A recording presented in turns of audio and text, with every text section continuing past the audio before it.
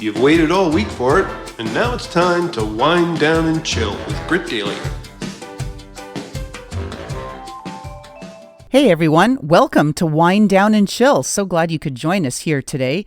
So today's theme, you're thinking, it sounds a little icy, and we're still not in winter yet, but we all know that it's coming. And of course, all of our friends on the West Coast are wishing for rain and cold to stop. So today's is all about getting iced with Freixenet wines. And we're going to learn a little bit more about them in just a moment because they have a fantastic collection of bubbly. And we all know, because if you listen to my podcast or read my column, you know that I love bubbles.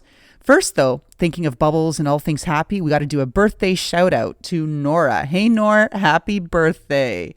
So when we get into our theme today, which is all about frozen ground, one of the things we're going to think about is, well, what music would be perfect? So when you think frozen, of course, that little earworm, right? Let it go, right? It's in our heads and I can't sing, so I won't even go there, but you know the one. Now it's going to be stuck in your head because I got it started. Well, that's a song, but that's just too obvious and not really perfect for a wind down and chill weekend. So instead, my recommendation is to pull out music like The Boss, 10th Avenue Freeze Out, and all kinds of other classic. So today's wind down and chill, we're going to learn about a region in Spain called Catalunya. Where it's nestled is up in the northeastern region of Spain, and it's famous for, well, a couple of reasons. One, it's semi-autonomous as it is a region, which means it's self-governing and essentially independent from Mother Spain. But it was an area that was colonized by the ancient Greeks more than a millennium ago. Catalunya itself is the name that's been assigned to the wine-growing region, which contains more than 200 wineries, and it was only formally recognized less than 20 years ago. Here's one of the things that makes it different, other than the fact that the terroir, which is the ground, and in this case, never frozen in Spain, but ground, of course, which imparts all of the flavors of the wines that we love and give them their distinct characteristics depending on where they're grown in. Well, Catalunya itself is a very loosely associated maybe 30 miles square region of these 200 plus wineries that aren't exactly defined by a geographical boundary, which in itself is kind of odd compared to how all of the other wine regions in the world are defined.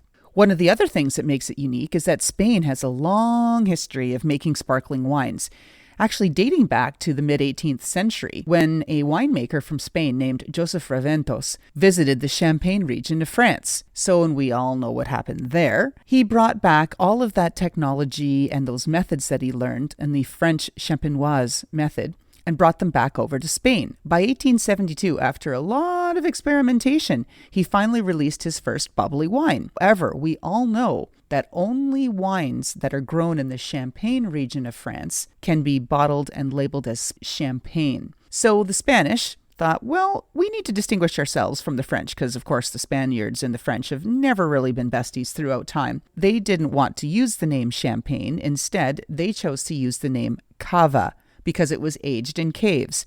And then, of course, we know the rest of the story that the Italians, not to be outdone, soon followed suit with Prosecco. So if we get in today's wind down and chill selection, it's the Freixenet Ice Cuvee Especial.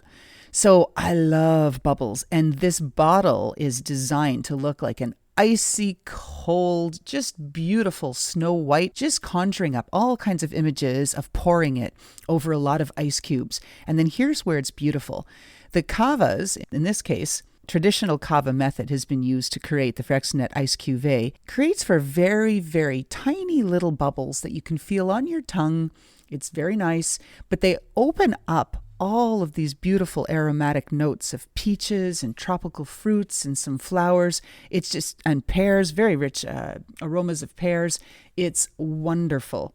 It's made of a blend of wines, Macabeo, Xarello, Parellada, and Chardonnay grapes are all combined together to give you this beautiful, beautiful, slightly bubbly, not sweet wine that is just wonderful poured over a bunch of ice cubes. Time to sit back and chillax. Well, before you do, and to make things easier, why cook tonight, right? Let's grab a frozen dinner.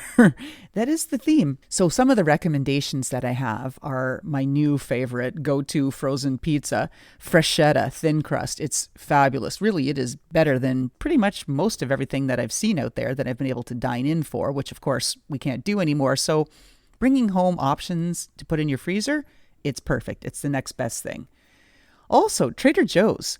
Buy a lot of their frozen falafel bites and their meatless meatballs, which offer incredible possibilities when combined with pasta, noodles, over salads, all kinds of things. So today, forget about spending time in your kitchen. Pour yourself a nice big glass of that Freixenet Ice Cuvee, over ice, of course, and sit back and chillax and get ready to watch your movie. What's today's choice, you ask? Well, it's The Frozen Ground, starring the incredible Ed Norton and Nicolas Cage. A little bit of a warning here, it will unnerve you. There's graphic storytelling, and what makes this movie a little challenging to watch is that it's based on a true story of these young girls who were abducted, and obviously horrible things happened to them over in Alaska. It was a story about murders gone cold, but the relentless pursuit by one detective, in this case played by Nicolas Cage, uncovers the whole thing. One other thing that I wanted to point out is related to this, and you'll hear it on my Like a Boss podcast this week, is Sheila North, the former Grand Chief of Cree Nation tribe. She's putting together a documentary to talk about the plight of the girls who are going murdered and missing.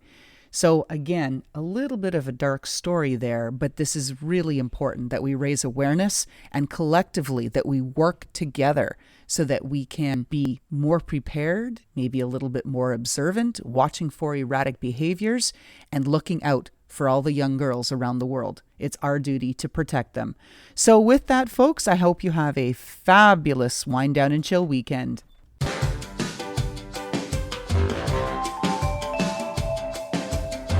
Follow us at Grit Daily on social media and listen to all of our podcasts, including Like a Boss on Spotify, Apple, iHeartRadio, or your favorite platform. For special guest submissions, email Loralyn at gritdaily.com.